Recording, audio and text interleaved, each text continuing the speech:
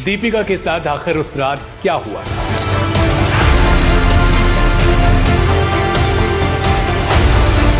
बंद कमरे में आखिर ससुर और पति ने मिलकर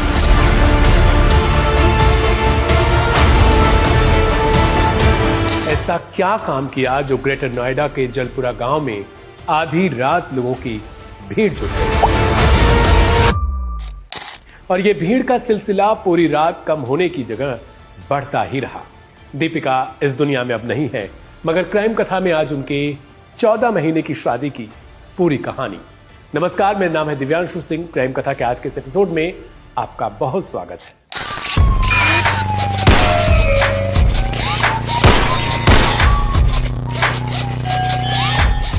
लालच क्या कभी खत्म हो पाती है? लालच अगर बुरी बला है तो इस बला को अब तक खत्म क्यों नहीं किया जा सका? लोन उठाकर शादियां तो पिता अक्सर करके अपनी बेटियों का कर देते हैं, मगर कंधों के भार से उन्हें यह पता नहीं लगता कि बेटियां जहां जिसके सहारे भेज रहे हैं, जब वो मुंह खोलकर सौदा कर चुका होता है तो क्या उम्मीद की है कि यह सौदा भविष्य में और मांग ना करने लगे। दीपिका की शादी 11 दिसंबर साल 2024 को ग्रेटर नोएडा के जलपुरा गांव में की गई थी, बड़ी धूमधाम से। परिवार के मुताबिक करीब 1 करोड़ रुपए खर्च किए गए थे, मगर कुछ महीने के बाद आरोपी अतिरिक्त दहेज में एक फॉर्च्यूनर कार और 50 लाख रुपए नकद की मांग करने लगे। परिवार का अब रो रोकर बुरा हाल है क्योंकि बेटी चली गई। बच्चे से कोई दिक्कत ही तो हमारे घर छोड़ देते, हमारे बच्चे को मारते ना। इस दर्द को जरा महसूस करिएगा, इस आवाज को सुनिए जिसका अपना चला जाता है, उस पर आखिर क्या बीतती होगी। खैर, कहानी पर लौटते हैं।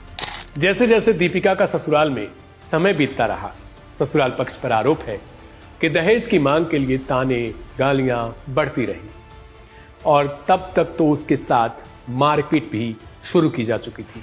दीपिका के मायका का कहना है कि बेटी खोलकर बातें पूरी नहीं बताती थी और जब उससे कुछ संकेत मिले तो हमारे यहां से दीपिका के ससुराल कुछ लोगों ने जाकर सुलह समझौता कराया।